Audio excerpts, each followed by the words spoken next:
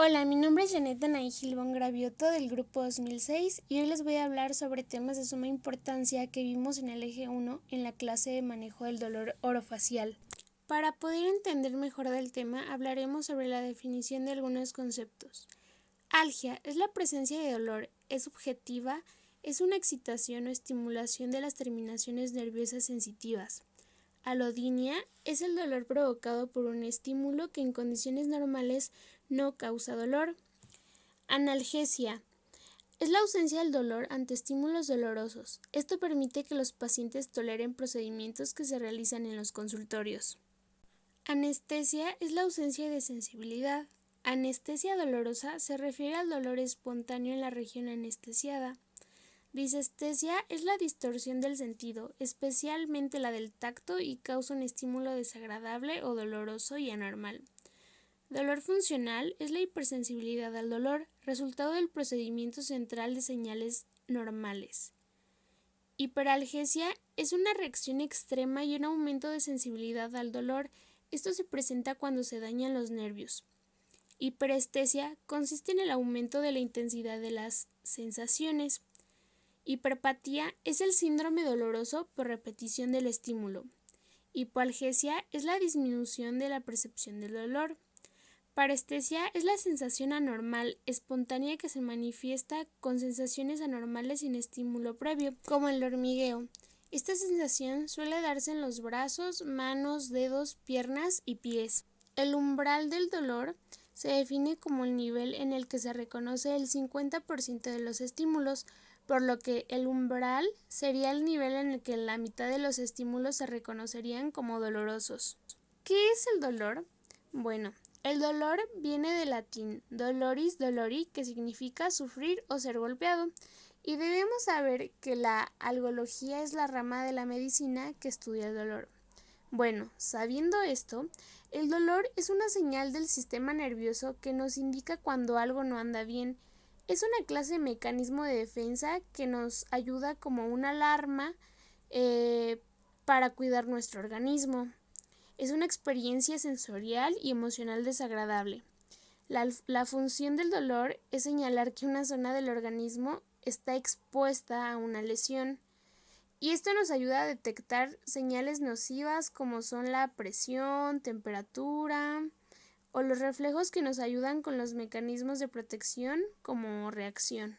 Como el dolor es subjetivo, lo podemos clasificar por el tipo de presencia y tiempo, como el dolor agudo, que es la que desencadena la lesión de tejidos; el dolor crónico, que es un dolor que dura o se repite durante meses e incluso puede durar años. Este tiene un inicio gradual, progresivo y grave. El dolor referido se percibe en una localización diferente del sitio del estímulo doloroso.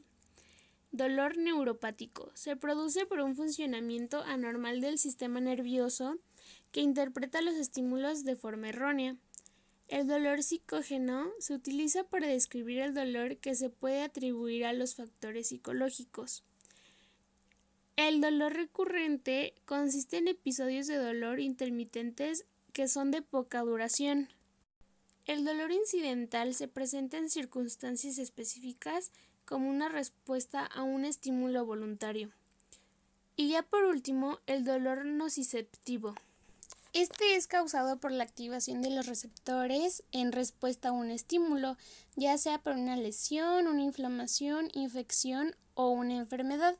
Y este se subclasifica en el somático, que puede causar daños en la piel, músculos, huesos, es superficial y es bien localizado. También se subclasifica en visceral, que pues se origina en las vísceras y órganos internos.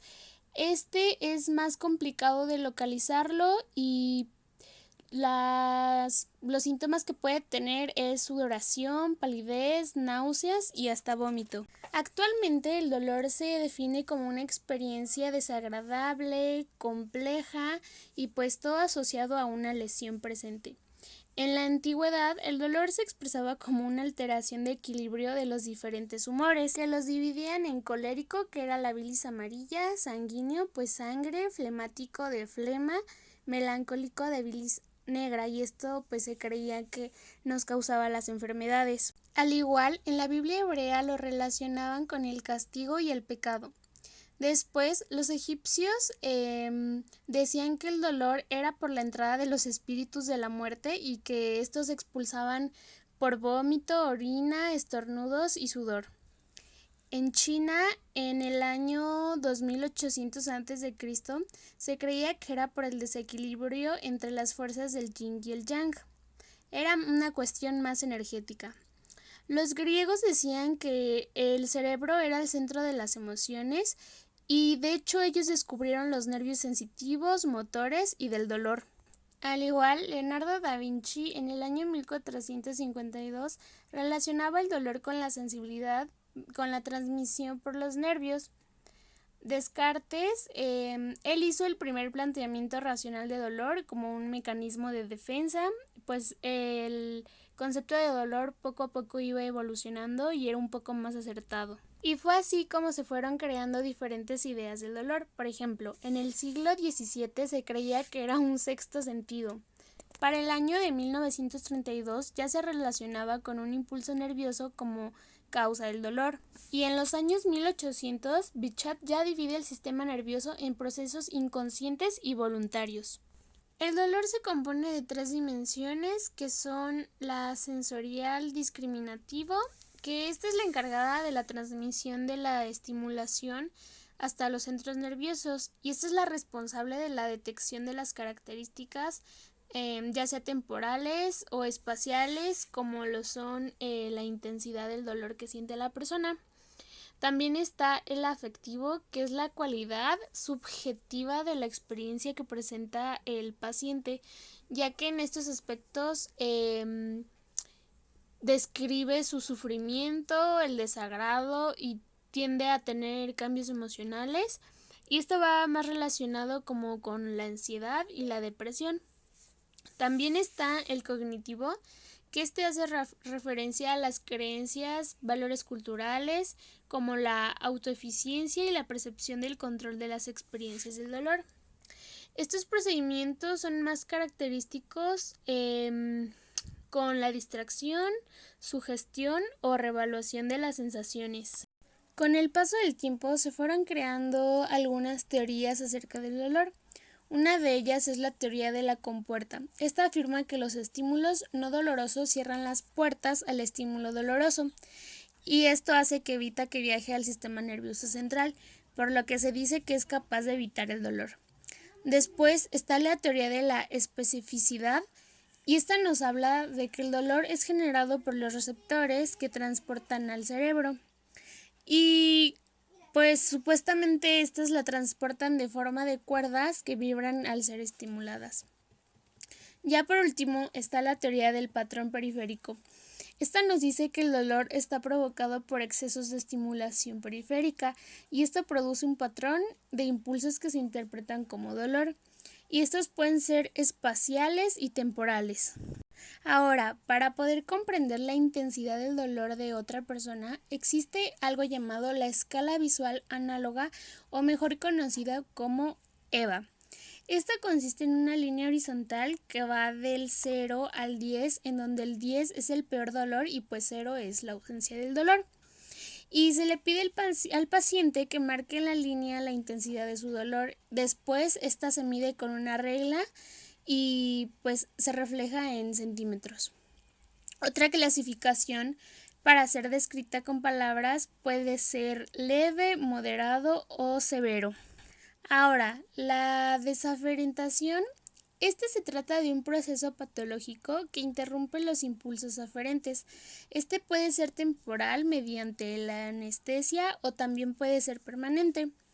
Esto surge como resultado de la pérdida de aferencias del sistema nervioso central y que ocasiona un aumento de la actividad de las neuronas del asta dorsal. Puede relacionarse con una afectación de la inhibición neuronal, lo que permite descargas continuas e intensas sin la presencia necesaria de un estímulo que la desencadene.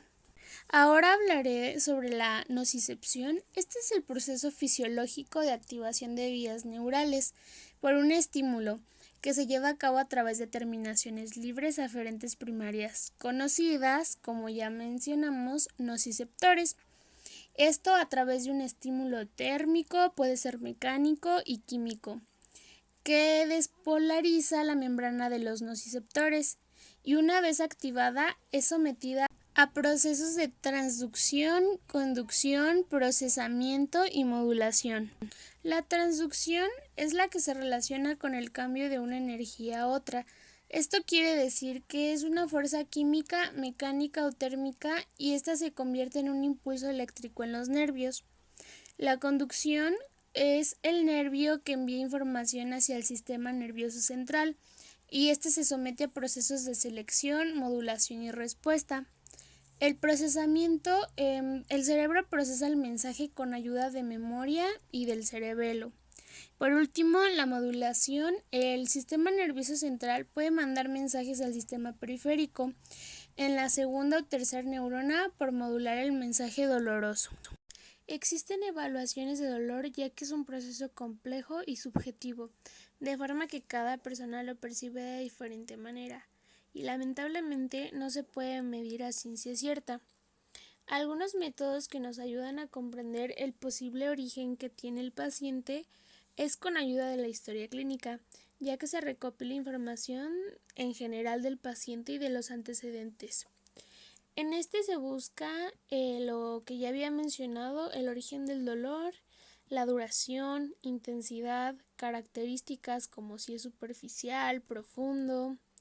Así también existen escalas como la escala Kili, que se mide por el paciente elige entre una lista de adjetivos como si es leve, moderado, intenso o insoportable. También existe la escala Melsack, que es similar a la anterior, ya que se da a elegir al paciente entre los adjetivos leve, incómodo, penoso, horrible o agudísimo.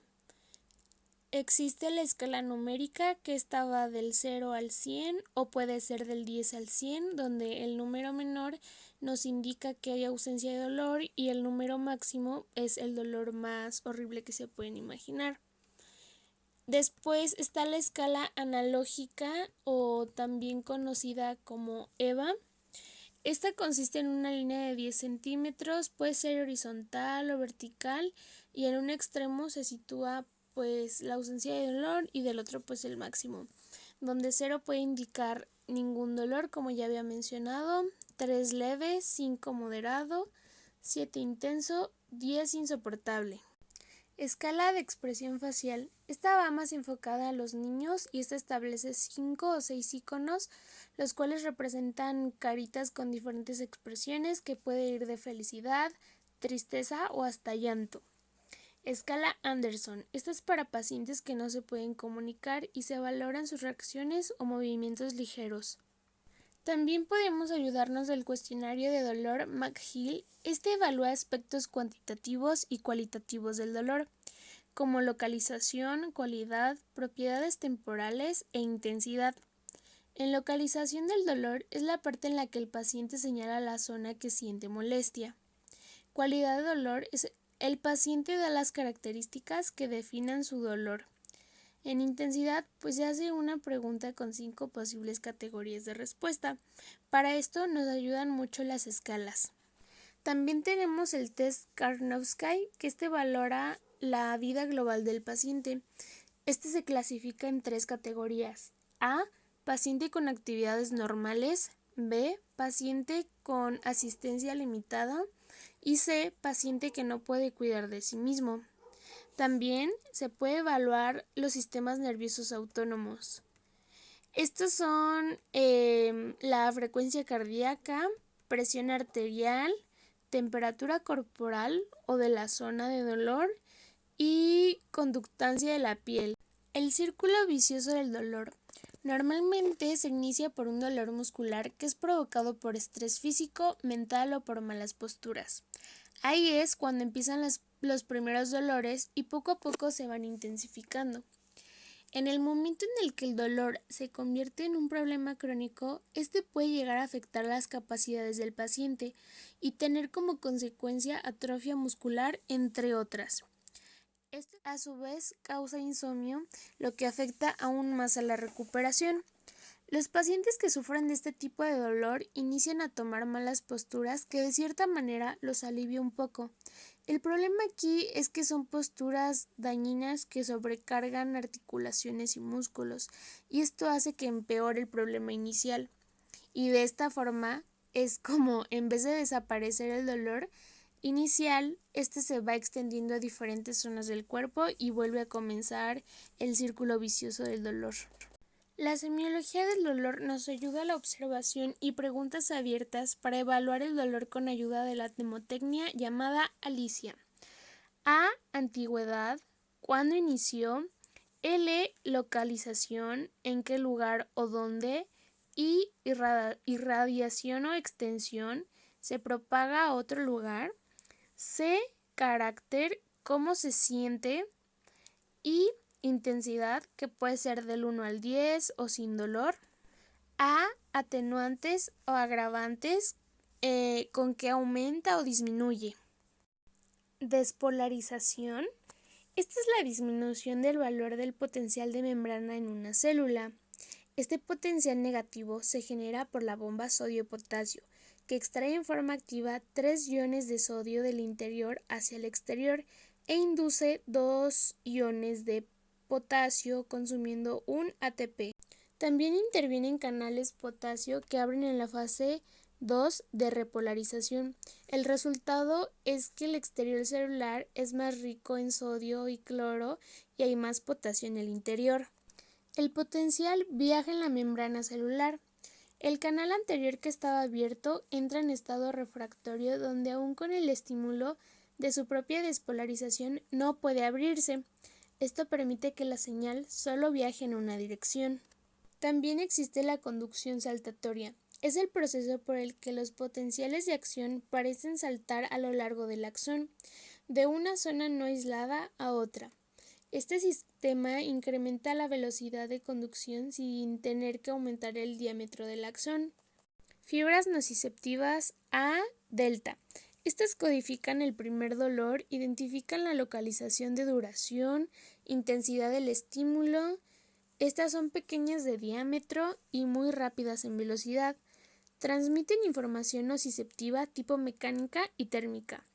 Localización con relativa precisión, percepción inmediata del dolor y nos da las señales de dolor corta. Fibra C. Amielínicos. Este codifica el segundo dolor. Es la transmisión más lenta y difusa. Esta responde a temperaturas, presión, químicos, nos da el dolor crónico y lento. Su diámetro es muy reducido.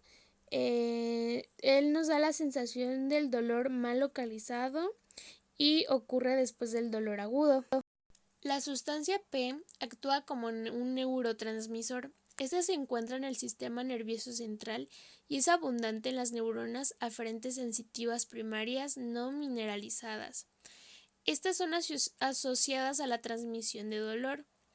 La unión de esta sustancia a su receptor da lugar a una endocitosis del receptor, y esto causa la activación de los fosfolípidos C que cataliza la hidrólisis. Estos son los segundos mensajeros y abren los canales de iones de calcio.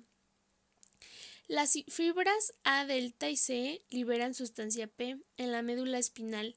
Esto nos ayuda a activar los mastocitos, células inmunes, endoteliales, de músculo liso, provocando inflamación, hipersensibilidad o inflamación neurogénica. GABA es un aminoácido no proteico, el principal neurotransmisor inhibidor. Se sintetiza a partir de glutamato y vitamina B6. Se activa en la sinapsis inhibidora del cerebro. Su receptor está acoplado al canal de iones de cloro con carga negativa. Las neuronas que producen y secretan GABA son conocidas como GABAérgicas. El receptor tiene varias subunidades alfa, beta y cada una tiene una afinidad para un receptor ligando específico. Al abrirse, permite la entrada de cloro con carga negativa. Esto hace que la célula tenga mayor carga negativa, por lo que es más difícil después. El glutamato es uno de los 20 aminoácidos que forman las proteínas. Es el principal neurotransmisor excitatorio. Tiene receptores ionotrópicos y receptores metabotrópicos. Hay receptores de glutamato en la lengua, producen el sabor umami. Por ello se utilizan mucho en productos procesados. Su receptor es la NMDA, el cual es un canal de calcio, y participa en el sistema motor, sensitivo, emocional y cognitivo. Acetilcolina es un neurotransmisor que sintetiza a partir de colina y acetilcolina, derivando del metabolismo de la glucosa. L-alfa degrada la enzima acetilcolinesterasa a colina y acetato, ubicada en la hendidura sináptica. Es el principal neurotransmisor en músculos y memoria. Este tiene dos familias de receptores, uno ionotrópicos que tiene 5 subunidades, 2 alfa, beta y delta. Son proteínas transmembranales que permiten el paso de iones de sodio y calcio. Dolor referido. Es un dolor propagado difícil de localizar, pues cuyo origen no está en la zona de aparición del estímulo. El cerebro a veces puede confundir de qué nervio proviene la sensación dolorosa. Este dolor referido se da más en un infarto agudo del miocardio, donde el dolor se refiere a veces en el brazo, espalda y mandíbula, y pues realmente es en el miocardio. El homúnculo cortical se refiere a las divisiones anatómicas de la corteza motora primaria y la corteza somestésica. Por ejemplo, de la porción del cerebro humano directamente responsable del movimiento y el intercambio de información sensorial y motora del cuerpo. Básicamente es como un mapa neurológico de las áreas y las proporciones del cerebro humano. Dolor irradiado. Este es producido por la irritación de una raíz nerviosa que generalmente está ocasionada por una fuerte presión. Se produce a distancia y tiende a ser en forma de hormigueo. Esto depende mucho de la postura, ya que produce un atrapamiento del nervio, ya puede ser por hernias, huesos. Dermatoma. Esta es la región de la piel inervada por acciones de nervios sensitivos asociados con un ganglio sensitivo del nervio espinal en un único nivel de la médula espinal. Las sensaciones principales son de contacto y dolor. Es decir, la zona de la piel que entrega información sensitiva a una raíz. Hay 5 nervios craneales, 12 nervios torácicos, 5 lumbares y 5 nervios sacros. El miotoma son los músculos inervados por una raíz motora y para esto se hacen pruebas de contracciones isométricas e isotónicas. Existe algo llamado el dolor fantasma, que este puede ocurrir hasta en el 80% de las personas con amputaciones, y esto se debe a la presencia de sensaciones dolorosas en un área que ya no está. Esto puede ser punzante, palpitante y puede darse de inmediato o en años después de la amputación. Igual puede aparecer con unas extracciones de dientes. La pulpa dental es el tejido blando localizado en el interior del diente, en la cavidad pulpar, y este contiene nervios, vasos sanguíneos y tejido conectivo. El dolor pulpar se clasifica como dolor visceral, aunque se encuentre protegida por tejido mineralizado. Las condiciones pulpares se clasifican en pulpitis reversible. La pulpitis reversible es la inflamación pulpar producida por diferentes factores. Esta consiste en una hipersensibilidad de la pulpa donde una vez eliminado el factor, ya vuelve a su situación normal. La pulpitis irreversible se trata de una inflamación severa de la pulpa dental. Esta se desencadena después de la pulpitis reversible. Cuando la pulpitis no se ha eliminado, pues esta avanza y puede llegar a tener dolor crónico. La pulpa necrótica es la muerte del nervio del diente. Es la consecuencia final de una inflamación aguda y crónica que se empieza a producir en la zona más coronal del tejido pulpar y que se extiende hasta la pulpa radicular. Existen algunas teorías acerca del dolor dental. Tenemos la teoría hidrodinámica. Esta es la principal causa del dolor dentinal y es el rápido movimiento de fluidos hacia el interior y exterior de los túbulos dentinales por la aplicación de estímulos táctiles asmático térmico sobre la dentina expuesta que origina la salida del fluido dentinal. La teoría odontoblástica nos postula que son prolongaciones odontoblásticas las que reciben y transfieren los estímulos a las terminaciones nerviosas de la pulpa. La teoría de la inervación dentinaria se basa en las terminaciones nerviosas que alcanzan el límite dentinario siendo estimulados directamente. El contenido de líquidos en la cámara pulpar está en un equilibrio ante las necesidades de irrigación sanguínea y la eliminación de desechos. Nos dice que si los vasos sufren vasoconstricción, provocan isquemia con la siguiente muerte de tejido. Si hay vasodilatación, la cámara pulpar rodeada por dentina tendrá presión interna, con lo que va a provocar dolor a los tejidos, y esto causará que los dientes sean más sensibles al frío o al calor. El dolor en la articulación temporomandibular es muchísimo más común de lo que nos imaginamos, así que es importante poner atención en las molestias que tenemos y acudir a un médico a una revisión. Primero está el dolor ligamentoso. Este está asociado a los movimientos de traslación. Puede aparecer contracción muscular protectora. El dolor retrodiscal. Este se presenta al apretar los molares y se disminuye al morder una guarda. Por eso es importante acudir con nuestros odontólogos. Anamnesis. En este se presenta dolor en la cabeza, exactamente en las sienes, cara y oídos. Hay dolor al abrir la boca o al masticar alimentos. Hay crujidos o ruidos al abrir o masticar. Se traba la mandíbula y porque también hay rechinido de dientes en el día y en la noche, y se presenta desgaste oclusal. El decálogo del dolor nos ayuda a saber cómo actuar o nos puede ayudar a controlar mejor las situaciones que pueden surgir al prestar nuestra ayuda a los pacientes. Y esto consta de 10 pasos o 10 reglas, por así decirlo. 1 es que no se juzga, se comprende. 2, no se censura, se evalúa. 3, no es un síntoma, es una enfermedad. 4, no es un estímulo, es una percepción. 5, no se ignora, se atiende. 6, no se mira, se observa. 7, no se recrimina, se mesura. 8, no se minimiza, se afronta. 9, no se sufre, se previene. Y 10, no se silencia, se comunica. Todo esto para brindar una mejor atención a nuestros pacientes. Ahora veremos los músculos a palpar por dolor de la articulación temporomandibular. Primero tenemos al pterigoideo interno. El dolor se proyecta hacia las cejas, al maxilar, la mandíbula o al oído. No puede ser palpado fácilmente, tiene que ser con la boca abierta y se debe mantener el dedo en el fondo del surco distal de los molares superiores. El pterigoideo externo se proyecta hacia el maxilar y la articulación temporomandibular. Es posible su palpación.